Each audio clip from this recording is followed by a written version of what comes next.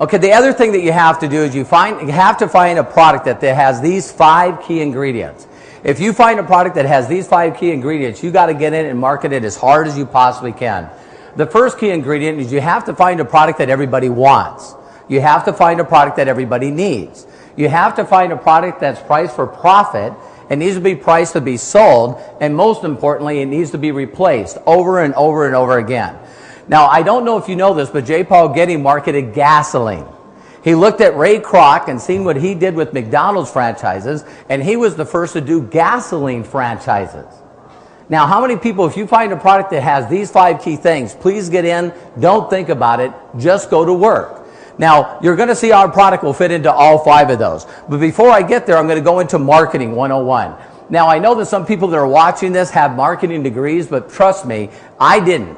I was an auto mechanic from North Dakota, so that's what I did. I watched this and it made sense. But bottom line, you have a manufacturer. And the manufacturer can make, clothes, electronics, they can make cars, they can make all kinds of things.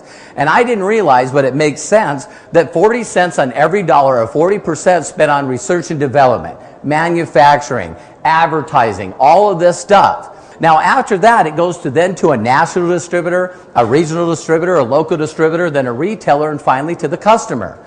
And so understand this is middleman profit. How many people have heard of the middleman? And 60 cents on every dollar we have goes into middleman profit. Now, here's what's so hilarious about middlemen. This works for legal products, and this also works for illegal products. See, I have a lot of friends that are still trying to find the manufacturer. You know what I mean? And some of you will get that and some of you don't. That's okay. But bottom line, I was showing this, and guess what? What would happen if you cut out just a couple of middlemen? How many people have heard of Walmart? Sam Walton.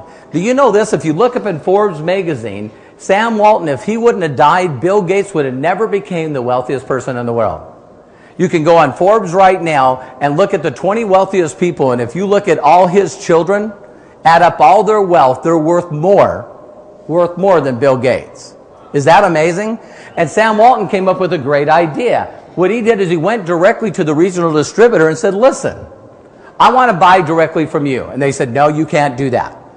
And he goes, why not? And he said, because we sell to the local distributor, you have to buy from them. And he says, well, I only wanted to buy 1 million of them. And the person says, you're my new friend. And all Sam Walton did is built warehouses all over the United States, now all over the world. He got his own trucks, he bought in quantity, and he just distributed it to himself, cutting out the middlemen. And now his slogan is what? Always low prices, always. To show you how powerful this is, ladies and gentlemen, in 2008, when the stock was the worst it's ever been, do you realize 2 companies still made money in 2008 if you bought their stock? Walmart and McDonald's. Because we all know McDonald's makes the best hamburger in the world. Or maybe it's marketing.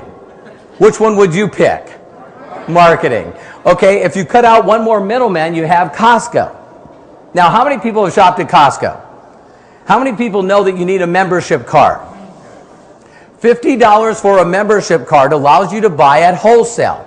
Then you could sell it if you wanted to at retail. Now, how many people in this room have ever seen someone pushing a cart that had so much peanuts on it, it's unbelievable? Or Snickers. See, it was because of Costco, ladies and gentlemen, that they had to put on the package, not sold individually. Now, guess what? If you were at a fair, or if you were at a carnival or something, and you went to get a bag of potato chips, and when you bought them, it said not sold individual, how many people would go, you can't do this? See, you wouldn't do it. You would just buy them because you're hungry. And so guess what? They had to do that because of the Costco model. Now listen to this point because it's very important. Traditional business is failing. How many people know I'm telling the truth? Watch CNN, constant negative news for an hour. And you're going to see that traditional business is not working anymore. When you tune in on a Sunday night and people are packing their boxes at Lehman Brothers, I mean, Citicorp, all these companies, I'm telling you what, it's bad. And you know how bad it is when you hear that Federal Express is laying off employees. So that means that everything now is slowing down. How many people think it's going to slow down for a long time? It's not going to happen to you, though. Or how many people think you should have a plan B? Now listen, why I brought that point up is Costco doesn't do any advertising. So how can they be so big if Costco doesn't do any advertising? Word of mouth. Some people in this room, when you got a Costco card, there was two things that happened. One is someone invited you to go check out Costco, and you couldn't buy things unless you used their card. So then you called them up again and said, listen, what are you doing Saturday? Get your own card. You know what I mean? It's like, come on. So that's why marketing works. So what we did is I was taught, again, 24 years ago by a billionaire, what if we could cut out all the middlemen, every one of them, and go directly to a manufacturer that's got perfect timing, because timing is more important than skill and talent. And if you find a manufacturer that's got a first-to-a-market product, everybody wants it, everybody needs it. Some people are addicted to it. It's a habit. You know what I mean? If you can get involved with a company that catches that kind of timing, you're done. And all we do is teach people to go directly to the manufacturer, taking it directly to the consumer, and we put that money in our pockets. How many people like our pockets instead of their pockets?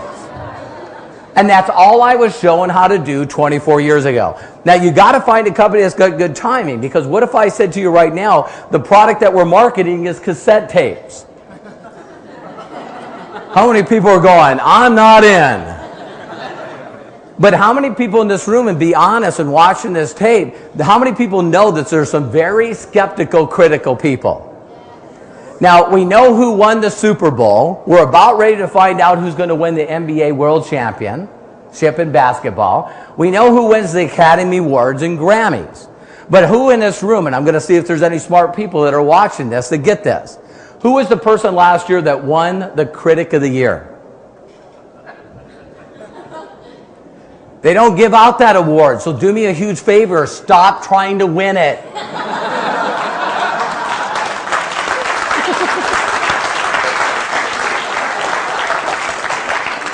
Why is it the most unhappy people in the world are the most skeptical people? Well, I'm skeptical. I'm a little critical.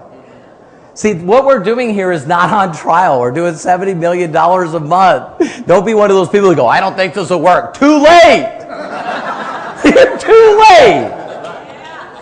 I mean, just people crack me up. But bottom line with marketing, you got to understand that when you catch a company with the right time at the right place, are people that are watching this and watching me right now, are there still going to be people that turn it down? And you know why they'll turn it down? Timing for them. So this is perfect timing for some people, but some people it's not perfect timing. But you still know that people that are watching this that are critical and cynical.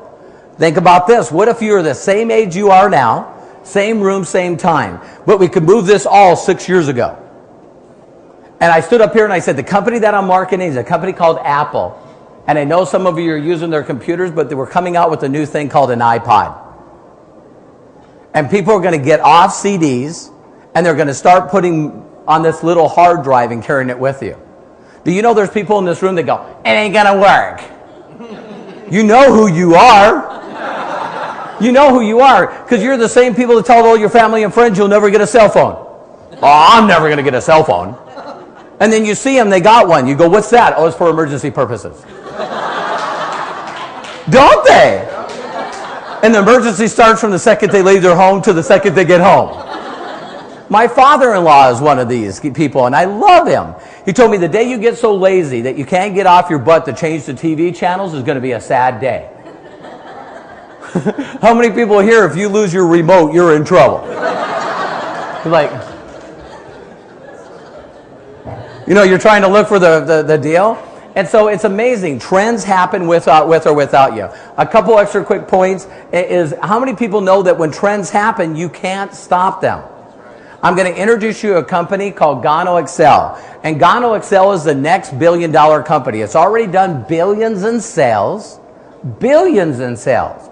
But it's based out of Malaysia. Now, I'm not trying to be mean to anyone that's watching this, but is there anything that you're currently using in your home or in your car that has come from Asia that you're using now?